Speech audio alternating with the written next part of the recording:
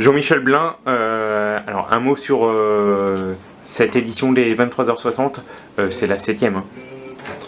Tout à fait, oui, c'est la 7e édition des 23h60 de l'Ascop Moto, Le Mans, voilà. Et donc, cette 7e édition a été placée sous le signe de conditions climatiques là aussi exceptionnelles, puisque nous n'avons pas eu une seule goutte d'eau, effectivement, depuis mercredi midi, que nous avons commencé, j'allais dire, à intervenir sur le magnifique site du circuit international de karting. Alors c'est une fierté, j'imagine, ce bilan, on fait un petit bilan là, une fierté de tous les teams représentés ici. Oui, nous avons encore cette année eu la chance, j'allais dire, et puis l'honneur d'accueillir les 48 teams, donc qui représentent 48 machines, et ce malgré environ une petite, allez, on va dire une petite centaine de demandes. Donc vous voyez, on est largement au-dessus de ce que nous pouvons accepter, ce qui veut dire que ces 23h60, bien sûr, ont toujours un vif succès aux quatre coins de l'Hexagone. Comment expliquez-vous ce succès qui va grandissant ? Eh bien écoutez, je pense qu'on est, j'en suis sûr, on est la seule, effectivement, épreuve de ce type en France, donc qui concerne les motos de toute petite cylindrée, mais qui remportent un vif succès puisque les teams qui sont formés regroupent 4, 5, 6 pilotes et sont souvent effectivement la résultante quelquefois de plusieurs générations, puisque à l'image de quelques teams ici, nous avions le papy, le papa et puis le petit garçon de 13-14 ans, voilà, qui participait avec souvent un tonton, voilà, et puis un voisin. Ça a été le cas notamment d'un team, c'est pour ça que je le citais. Et puis des teams étrangers hein, qui commencent à venir. Oui, tout à fait. Alors cette année, nous devions avoir deux pays qui sont les Pays-Bas et la Suisse.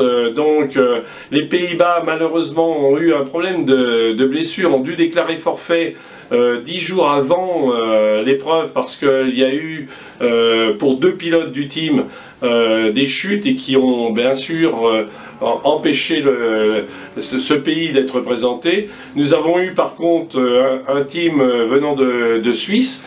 Et je crois que ça ne s'invente pas puisque ce team se prénommait notamment le team Ovo-Maltine.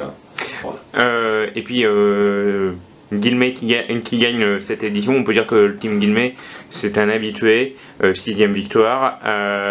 Et puis sur la deuxième place, sur la deuxième marche du podium, il y a une féminine aussi dans l'écurie.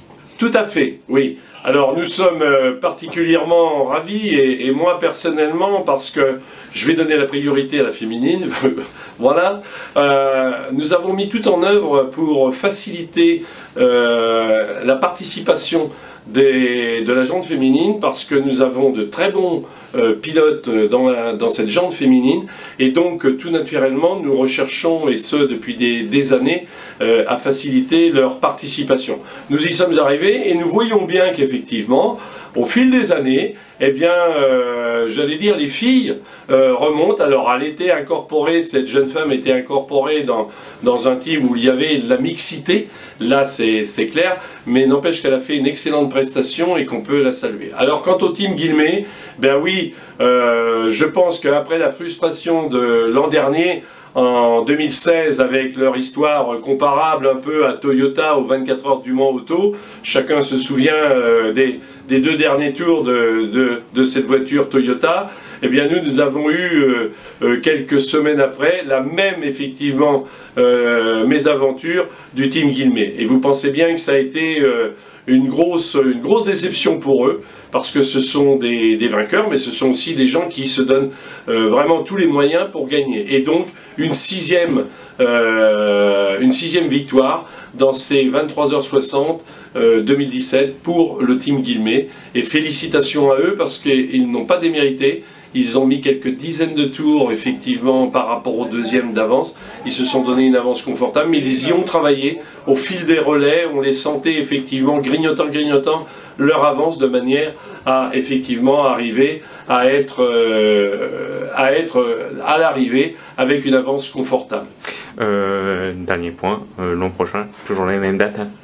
Oui, l'an prochain, on est toujours, quand on en parle, on dit toujours on espère, effectivement, mais quand on dit on espère, c'est qu'on a déjà commencé à réfléchir et à anticiper, j'allais dire, sur les dates déjà de l'an prochain, qui seront à la même époque, hein, parce que traditionnellement, alors l'année prochaine, nous passerons juste après le Mans Classique auto qui sera le week-end qui nous précédera, mais donc aux alentours du 17-18 juillet, il y aura effectivement la 8e édition des 23h60 à Scope Le Mans Moton.